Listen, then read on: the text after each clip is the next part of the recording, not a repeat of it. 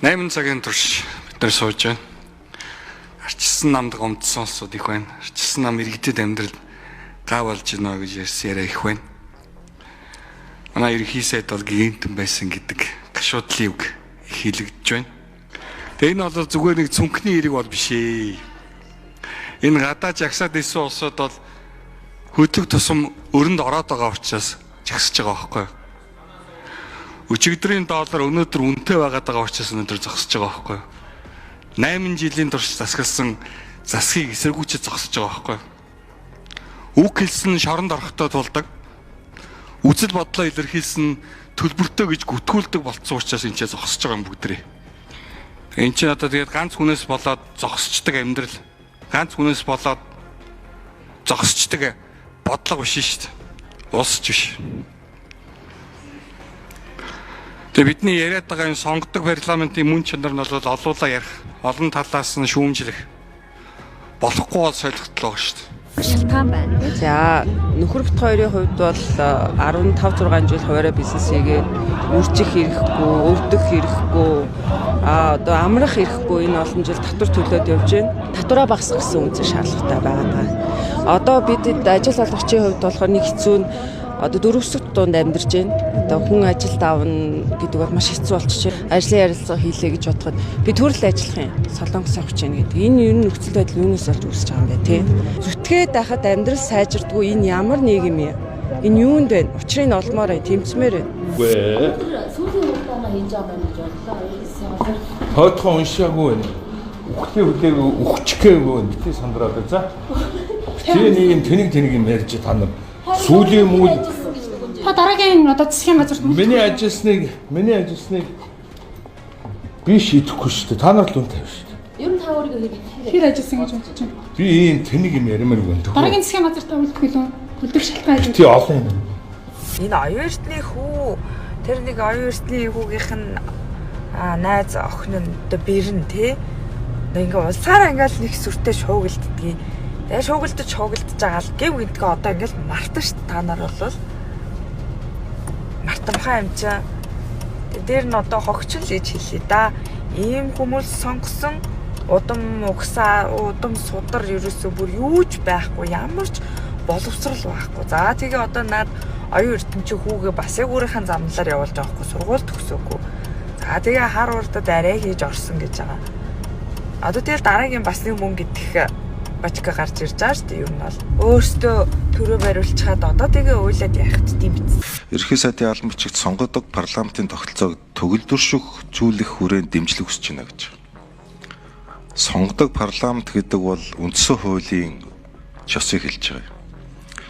Манай арчилсан үндсэн хууль бол сонгодог парламентын угаасаа зааврыг сонгосон. Энэ бол хяналттай, оролцоотой, хариуцлагатай парламентын тухай ярьж байгаа. Монгол Улсын ерөнхий сайд үндсэн хуулиас гадуур парламентын 94% нэгдэл бүхий хамтралыг бий болгосноор үндсэн хууль дахь ард түмний хяналтыг байхгүй болгосон. Харилцан тэнцвэрийг байхгүй болгосон. Мөн хариуцлагыг байхгүй болгосон. Өөрөөр хэлбэл хяналтгүй, тэнцвэргүй, хариуцлагагүй парламентыг өөрөө бий болгосон. Нэгдүгээр бүх иргэдийн одоо сарын 500 мянган төгрөг хүртэлх худалдаа авалтыг 100%. За үүнээс 800 мянган төгрөг хүртэлх худалдаа авалтыг 50%. За 800 мянгаас дээш нь бол одоо хуучнараа 20%-аар одоо нөөтөөс хөнгөлөгдөнө гэсэн үг. За тэгэхээр энэ одоо ямар учиртай тоо вэ гэхээр ингээд 500 мянган төгрөг хүртэлх худалдаа авалт нөөтөөс бүрэн чөлөөлөгдөхөөр нийт одоо худалдаа авалтын одоо нөөт уншуулж худалдаа авалт хийж байгаа иргэдийн маань одоо 51% нь бүрэн чөлөөлөгдөнө гэсэн үг. Нөөт төлөхгүй гэсэн үг. За 20% нь 50%-ийн заавалтыг. За ингээд үлдсэн одоо нэг 27 орчим хувь нь бол дугуйчнаар төлнө гэсэн үг юм байна. Тэгэхээр энэ бол одоо яг хамрагдалтын хувьд бол нийт иргэдийн баг ингээд 70% нь одоо нөөтөөс одоо 50-аас 100% бүрэн чөлөөлөгдөнө гэсэн үг. Сая одоо энэ чуулган дээр хэлсэн үгийг хянаж ийн буруу үг хэллээ гэж юу гэсэн үг вэ? 5 дахь өдрөөс буруу үг хэллэгс тий яах гэдэг. Тэгвэл би иргэдийг төлөөлөхөө болий. Энд ч одоо 3.5 сая хүнийг төлөөлөөд бид нар маш хариуцлагатай ийм чухал ажил хийж байгаа. Энийн цаана хүмүүсийн амьдрал явж байна. Цаг хугацаа урсж байна. Цаг хугацаа урсах тусам хүмүүсийн амьдрал тэнд дороотоод байна. Жил сар төвчлээ. Ер нь бол манай нам одоо ямар ч дотоод ардчлгүй хэдэн одоо дарга сэтэртэй хүмүүс нь хамаг шийдвэр гаргадаг. Хэрэгтэй үедээ гишүүдэд наалдуулдаг. Хэрэггүй үедээ одоо улс төрийн хурц зүгээр хэлвэл ар өрөөс нь хутгалдаг ийм нам. За тэгэхээр хамгийн гол нь энэ одоо бүх сэтгүүлч тэвэл мэдээлэлд хамгаалт хүсэж байна. Дандаа зан нь тэр нэрийг хэлхээ болий хин хэнийг яаж зандгүй. Гэр бүл рүү ч орно, хүүхд рүү ч орно гэдэг. Тэгэхээр та нар маш сайн анхаарах хэрэгтэй. Хин хэнийг яаж ил далд сүрдүүлж байна. Би бол бас ч гэж гадаад харилцаа сайдын олон улсын байгууллага хүний эрхийн байгууллагад хандаж олно. Нэг удаа найдлаг гишүүн энэ Кноп хамтарч дарсангүй гэд. За яах вэ хүслийнхаа эсрэг Кнопын дарыг гэхэд тэр нь ажиллаагүй тоног төхөөрөмж нь. Юурээсээ өөрөө байлах боломж ирчлээ өгөхгүй шүү дээ. Маш хэцүү байна. Би сая ямар их төвчээрж байгааг ядаж талархаж хүнд хэрэгтэй тийм үү? Үг болгоныг Наранбаяр сайд одоо шүүмжилж шít. Энэ залуучуудын чагсаал энэ үнэн улс төрчд бол бас зориг өгж штэ. Тэгэхгүй бол нэг квотын төлөө амьдардаг, амиа зоогоодог, 4 жил хүлээдэг хүмүүсийн энэ хүлээлтэн дээр нам удирдсан дарга нар тоглоод ивэл энэ монголчин сүнлөө шулуухан хэлгээд. Шударгасны төлөө, эдийн засгийн төлөө, төсвийн зөв зарцуулалтын төлөө, төсвийн сахилга батын төлөө хийн гэсэн тэр том жижиг мега зүйлүүдэд үнэн чин сэтгэлээсээ хэрэгжүүлэх төлөө явж ах хэрэгтэй болохоос ш энэ миний талуу, тэр фракцуу энтэй нуйлвал миний одоо нөгөө хувийн санаачилсан болох уу дараагийн сонгуульд маань би нэг ажилсан болчихсон нөгөө PR нөгөө хийвэл мэдэл болохгүй энэ буруу яваад байна. Монголчуудаа бид өөрсдөө хуураад байна. Хайрын цаг хугацаа, хайрын энерги. Жишээ нь бид нар инфляц тийм ээ. Өргөн хэрэглээний барааны үнийн өсөлт одоо энэ тэнгэрт тулцсан өндөр үн өдрөөс өдөрт нэмэгдэж байгаа үн тэгээд карбонд үлдчихэж байгаа цалин хоёрын асуудал байгаад байгаа байхгүй юу? Хүн одоо эрэгтэй эмэгтэй хүмүүс гэр бүлээд тэжих гээд мачидлаа ажилласан цалин нь үр хүүхдийнх нь аягтай хоолыг дүүргэж чадахгүй. Тэгээд нөгөө нэг анхдаг ширхцээнүүд тэгээд өдөр тутмын урсгал зардлуудаа хангаж чадгаа болоод ихлээр хүн бухимддаг байхгүй юу? Зүгээр л бидний ийм зовоохгүй байлгаад өгөөчтэй ийм их баялагтай улс байхт гэдэг. Ийм л процесс явагдаад. За хоёрдугаарт утаа маш олон хүмүүс бид нар нөгөө эрүүл аюулгүй орчинд амьдрах үндсэн хуулийн хамгийн ихний залтуудынхаа нэг нь нэгсэн. Тэгэд энэ аимшигтай утааг шийдэж өгөөч гэж гуйсан цэвэр агаар сан тэгэл баахан авилга хулгай болол дууссан. Тэгээ Нямбатар нь бүр дахиад шахмал түл шинтер гээд доромжлоо сууждаг. За энэ процессоос хүмүүсийн бохимдол ингээ олон зүйлийн нийлбэр яваад штэ. За төгжрлийг мэдээж ярих нь илүү зүйз. За тэгээд бүх авилгачдыг яг тэр характер харизмагаа гаргаад эдгэртээ тэмцээд нөгөө нэг нийгмээ засгийн газараа сайхан болгочих юм болов гэж хүмүүс их горьдсон. Тэгээ харамсалтай нь амаргүй гэж үгийг ингээд баг маш урт хугацаанд хэлээд таарсан учраас хүмүүс бухимдаад байгаа маа. Үгээ хэлж үзэл бодлоо илэрхийлсэн иргэдийн амийг хамхих явдал хэрэгс хитэрсэн. Ерөөсөө л нийгмийн болохгүй бүтэхгүй зүйлийг дуурах юм бол тэр нөгөө нэг асуудалд холбогдсон төрийн өндөр албан тушаалтай хүмүүс нь биш. Зүгээр тэрийг хэлсэн хүмүүс нь шүүх цагдаагийн үднээс салхаа байсан. Миний 3 жилийн амьдрал гэрчил нэ. Тэгээ бид нар дарангууллыг тисээд юу ч болоо юм шиг энд дасаад нөгөө нэг боолын сэтгэлгээнд ороод бид нар ингэж л дарлуулах хэрэгтэй гэдэг амьдралаараа амьдраад байвал дараагийнх нь нэг л өдөр та байх болно гэдгийг надаар хэлвэл бүгдээрээ мэдж байгаа баха. За төрийн байгуулалтын мянгаар ч нууцаар санал гаргасан шүү дээ. Хоёр дахь асуулт нь бол хамтарсан засгийн газрын бодлогыг дэмжиж гинэ гэдэг асуудал. За хамтарсан засгийн газрын бодлогыг дэмжиж гинэ үү гэж асуухад бас сонир болчихлоо. Яагаад тэгэхээр хамтарч байгаа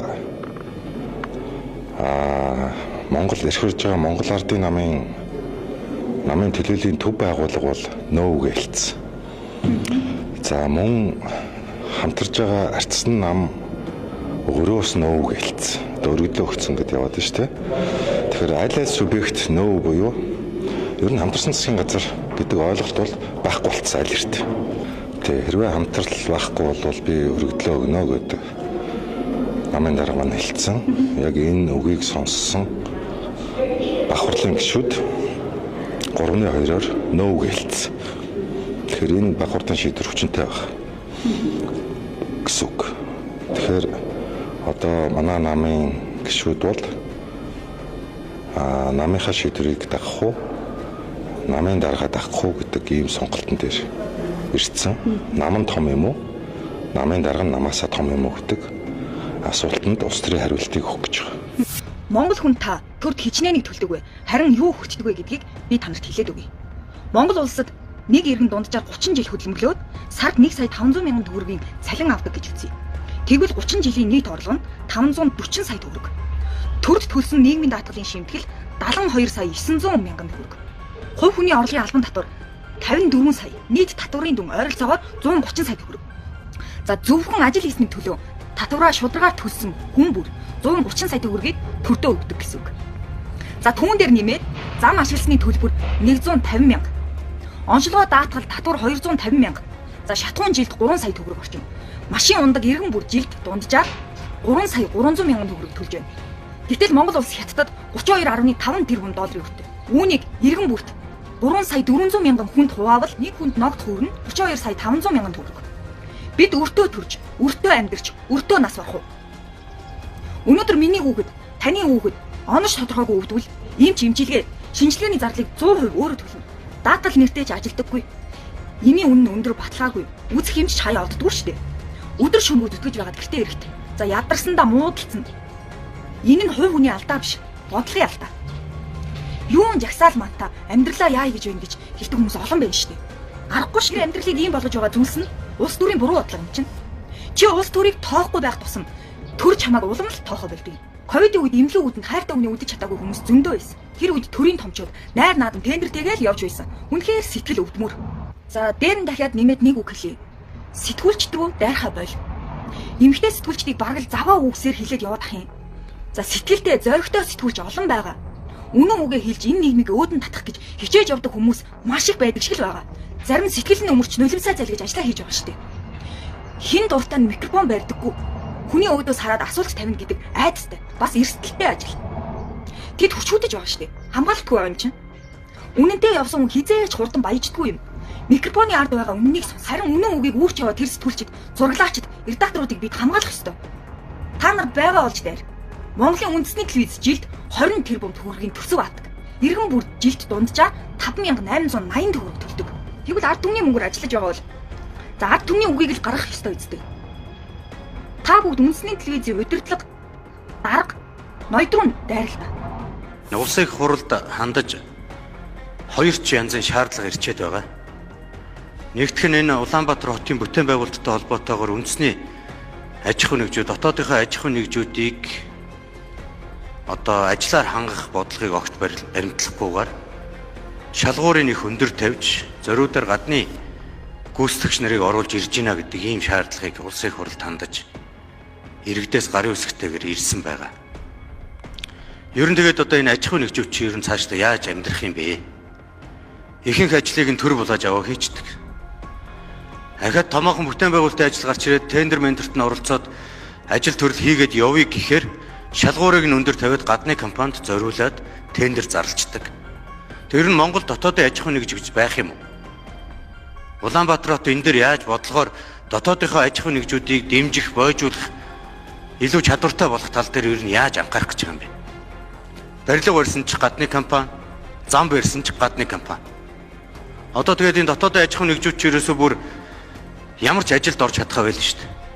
Сая одоо баруун бүс дээр очиод бас нэг 2-3 замын нээлтүүд болсон. Мэдээж тэр Азийн хөгжлийн банк гадны зээл тусламжаар хийж байгаа зам учраас тэгсэн байх. Дандаа гадны компаниуд л орж ирж гүйцэтгэж байгаа. Гэтэл дотоодод олон замын компаниуд, барилгын компаниуд өдөр болгон л хувийн журмаар ажил бизнесээ хийгээл яваад байдаг. За Монгол эрдэмтэн квант механикийн физикийн түүхэн нээлтийг хийжээ. Квант механик нь ойлгоход хамгийн төвөгтэй шинжлэх ухааны салбарт онцогдгоо. Хэрвээ та квант физикийг ойлгосон гэж бодож байвал том эндүрч байна гэх хэллэгч салбарын дунд байдаг. Квант механик бол бидний сайн мэдих сонгодог физикээс тис өөр буюу атомаас жижиг ертөнцийг судалдаг шинжлэх ухааны салбар юм. Харин цэнцүрэнгийн судалгааны ажлын хүрээнд анх удаа 20 том мужид электронууд буцаж ойж сарниж байгааг илрүүлжээ. Энгийнэ цаатлаг гэх юм одоо хэдүүлээ яг ийм жишээ бодож болж байна тийм. Одоо жишээлбэл өөрийн чи урд одоо ийм өргөн зузаан хан байна гэж төсөөлчихье. Хэрвээ классик буюу нэг сонгодог физикийн үүднээс бол тэр ханыг одоо шууд одоо юу гэх бид нар одоо нэвтлээд гарах одоо ямар ч боломж авахгүй тэр хамны цааталд гарах боломж нь одоо юу байдаг гэх юм бол хам руу авираад дээгүүр нь даваад гарах боломж байдаг тийм ээ. Гэтэл бол квантын механик квант физикт бол энэ одоо өргөн зузаан ханыг бол одоо тэгж дээгүүр нь одоо авж гарахгүйгээр одоо шууд нэвтрээд гарчдаг ийм үзэгдэл байдаг. Энийг болохоор хонгил гэдэг байгаа. Тэгэхээр бол тэр хонгил дотор одоо тэр зузаан ханан дотор одоо электрон маань одоо жишээлбэл буцаж сарнаад одоо дахиад нэг өөр нэг одоо өдөгчн төлбөрөөр ордог ийм үйлчлэлийг бид нар одоо илрүүлж нээсэн байгаа. Энэ онд квант физикийн 100 жил тохиож байгаа салбарын мэрэгжилтүүд уг нээлтийг квант механикийн түүхэн од барьж байгаа онцгой бэлэг боллоо гэдгийг тодтогч байна. 25 оны соёл спорт аялал жуулчлалын төсөв 525 тэрбум, эрчим хүчний төсөв 298 тэрбум. Үндсэндээ бол 2 дахин бага. Тэгээд энэ салбар болохгүй байна, ажлуудын цалиус хангалтгүй байна, техник технологийн шинжилт хийх гэхээр мөнгө байхгүй гэдэг. Яаж мөнгө олох вэ гэхээр ард түмний норон дээр ачаа өрүүлэх гэдэг. Үн тарифыг нэмэгдүүлээ, ингэж мөнгө олсон гэдэг. Энд мөнгө байгаа юм биш үү? Өнөөдөр талбай дээр гадны инфлюенсер авчраа бичлэг хийх гэн чухал юм уу? Энэ эрчим хүч дулаантай байх нь чухал юм уу? Одоо энэ бол дулаан байх гэсэн эргэлзээтэй шүү дээ. Энэ Улаанбаатар хотын 30 гаруй % дулааныг хангадаг 50 мегаваттын генератор нь эвдрэл авахааргүй болчихлоо шүү дээ. Тэг яах юм? Улаанбаатар хотоор үлдэх юм уу?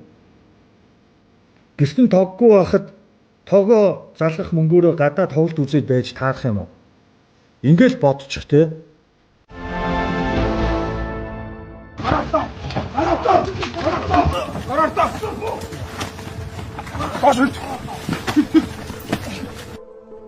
Ард тамхитай тэмцэх газраас Галийн ерөнхий газартай хамтран Монгол улсын иргэн эсн гадаад улсын иргэдтэй хамтран бус гих нэршилтэй сэтгцэд нөлөөт үзийг худалдаалах зорилгоор Монгол улс руу хууль бусаар нэвтрүүлсэн байна гэх гэмтрийн шинжтэй мэдээлэлд хойшлуулшгүй ажиллагаа явуулж энэ оны 4-р сарын 6-ны өдөр с жигтэн эсийг саатуулан шалгасан. Тухайн этгээдийн байрлаж байсан орон байранд нэгжил хийж 12 ширхэг шоколадны ууданд нуун далсан 510 г сэтгцэд нөлөөт үзийг илрүүлсэн. Уг бодсон нэгдсэн үндэсний байгууллагын 1971 оны сэтгцэд нөлөөт бодисын тухай конвенцийн 2-р жагсаалтад багтсан метамфетамины агуулмжтай мөсгөх нэршилтэй 2500 орчим хүний нэг удаагийн хэрэглээний бодис байсныг эдмөрийн баримтаар хураан авч хууль бус үйлдээг тарсан зогсоосоо ийм төрлийн гэмт хэрэг үйлдэж амар хэлбэр аргаар ашиг хонжоолох гэсэн оролдлого үйлдэл хийхгүй байхыг анхааруулж байна. За хөөрхөн цэцгээвчтэй хандаад хэдэн үг хэлье.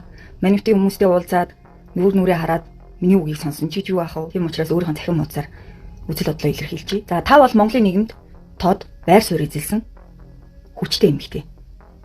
Санаачлагтай, зоригтой, таны оролцоо бол маш их. За таны амжилт дотоод хүчийг бол үүсэхгүй. Бүр бахархах үе байдаг. Гэхдээ нэр хүнд нөлөө гэдэг чинь зүгээр нэг гоё зураг эсвэл хүчтэй үг хэллэгээр олддог зүйл биш байна. Тэр бол таны хэлсэн үгс хин нэгнийг яаж өөрчилж байгаагаар хэмжигддэг зүйл байна. Одоо үед бага балчир насны хүүхдүүдээс эхлээд өсвөр насныхан бүгдээрээ л ухаалаг гар утас хэрглэж байна. Хүссэн хүсээгүй таныг үзэж байна.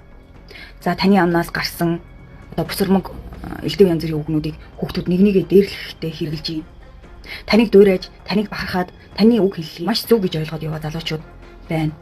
За бусдын тухай дураараа ярьж шүүхтэй тэр хүмүүсийн тисж яваа амьдрал үүрч яваа зовлон үлдэж байгаа хүний сэтгэл твцсэн түүхийг нь бодолцож хүндэтгэлтэй хандж болдгүй юм. Та улс орноо боддог шудраг дарга сайд нарын талд үнэхээр байдгийн бол тэр хүнийг шалгуулъя гэдэг ард түмнийхээ дуу хоолойтой нэгдэж. Дотроо ялгамаас хөөсөн. Хуушур зарах гэж байгаа хүн ямар материал бүрдүүлнэ гинэ? 22 оныхоо тайлан гаргаад датрын өргөө 23 оныхоо урьдчилгаа тайлан гаргаад тэгээд урьдчилгаа нэхэмжлэг үүсгээд та нар энд баяр наадам хийх гэж байгаа болохоос танай байгууллагын ажлыг хийхгүйгүй шүү дээ.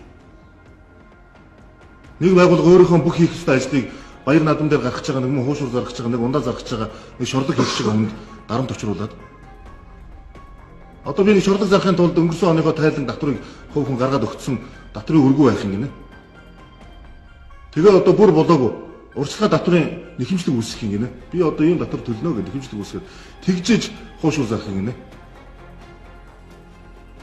За төрийн албыг ингэж сэтгэлгүй хийхгүй шүү. Өөрсдөө хийж байгаа ажлыг та нар бусад нялзаахгүй шүү. Тэр та нарын журмаар та нар өөрсдөө хийдэг юм байгаас та нар тэр иргэдэд татвараа ногдуулаад татвараа авдаг нь та нарын ажил юм байгаас. Энд баяр наадам хийх гэж хүмүүс баярлах шагаа шүү. А гэтэл та нар ингэж дарамт үүсгээд нөгөө хаана засаг даргын бариад байгаа бодлого бизнес эрхлэгчдийн жил болгоно аль болох төрийн дарамтгүй байна. Та нар хүссэн зүйлээ хий. Галын аюулгүй байдал, орчны аюулгүй байдал, хүнсний аюулгүй байдлаас бусдын хангуул та нар бүх зүйлээ хий гэж. Тийм учраас Гамболдарга энэ удаагийн баяр наадмаар нэг шураамж авахгүй. За энэ ерөнхий сайдын бичгтэр парламентын тогтолцоог төгөлдржүүлэх гэж байгаа. Тэгээд гишүүдийн яриаг сонсоод байхад ер нь аль тал нь парламент бол бигчих ёстой гэд байна. Тэрийг сонсоход бол их таатай байна. Би бас тэгж боддог итгэдэг юм. Гэхдээ нэг ялгаа байна. Парламент яавал бигчих вэ? Хизээ бигчих вэ гэж. Миний ажилласан дүгнснээр бол 90% нийлээд засгийн газар хамтраад байгуулчихаар парламент захирдаг, чиглүүлдэг болцдог юм байна. Нэлээд л олон өнцгүүд хүмүүс ярьсан. Миний хувьд гол анзаарсан зүйл нь юу гэхээр нөгөө бартерын тухай асуудал. Энэ байр суурь бас тодгож илхэн зүг баг. Хил холболтыг маш өндөр хуваар дэмжсэн парламент үнэхээр Монгол улс чухал ойлгож байгаа. Тэгээд тэрнийг дагаад хил холболтын төлбөрийг төлөхдөө нүүрсийг зөвхөн биржээр биш тусгай нөхцлөөр нийлүүлнэ гэдэг өөрчлөлтийг хуульд оруулж ирэх ёстой байсан. Тэр уул уурхайн тухай биржийн хууль дээрээ хил холболт биш нийгэм эдийн засагт ач холбогдолтой төслүүдийг төрөл бүрийн ашигт малтмаар баартадч болно гэдэг санаа орж ирээд нэлээд шугам болоо буцсан. Тэгээ энэ ингээд дараа нь бас өөр байдлаар гишүүд яриад бариад яваад байгаа. Тэгэхээр энийг юу гэж харж байна вэ гэхээр одоо бүсүүдэд хөгжүүлнэ. Тэр бүсүүд дээр хөгжүүлэх мега төслүүд тодорхойгүй томьёолт нь нийлүүлээд бодох юм бол энэ Монгол улс чинь 30 гаруй их найд төгрөгийн төсөвтэй. Тэр төслүүд маань бол мэдгүй магадгүй 100 200 их найд бол ийм хэмжээний янз бүрийн үр ашигтай ашиггүй мэддэхгүй бүтээн байгуулалтуудыг том дүнгээр баартаад хэдэн төгрөгөөр юу хийлгээд хэдэн төгрөгөөр түүхийдээ зараад хин тэрийг хийж бүтээгээд тэгээд тэр Монголын нэгдсэн төсөвтэй улсын сангаас хамаагүй том юмнууд ингээ ялтаас гадуур явах эрсдэл байна гэж харсан. Энэ бол Монголд бол бас хэрвээ энэ чигээр явах юм бол аюултай. 120 гишүүнтэй парламент бол анх удаага Монголын түүхэнд. Тэгээ холимог парламент. Би бол энэ 120 гишүүнтэй парламент тийм сул одоо ерөө хамтарсан засаг байхгүй л бол хямралд орно гэдэр гэж юусоо бодохгүй байгаа. Ерөнхий сайд өөрөө манлайлж энэ мэрэгжлийн хүмүүсийг жагсаалтанд оруулж ирсэн. Би бол тэр хүмүүсийг шал өөр өнцгтөө ярьж байгааг ч анзаарч байгаа. Тэгээд энэ бол амьд мэтгэлцээ ингээд цаашдаа өргөжлөд явна гэж бодож байна. Энэ өөрчлөлтийг хийхин тулд зөндөөл юм болсон хүн намын залуучууд бид нар бас зөндөөл өвөл эдэр юусын үүднэр хүмүүс тайлбарлаад гар үсэг цуглуулаад хаасаа үгүй ажилласан. Үр дүнд нэм үр дүн хүрсэн. Би бол энийг бол цаашдаа ажиллана гэж бодож байгаа.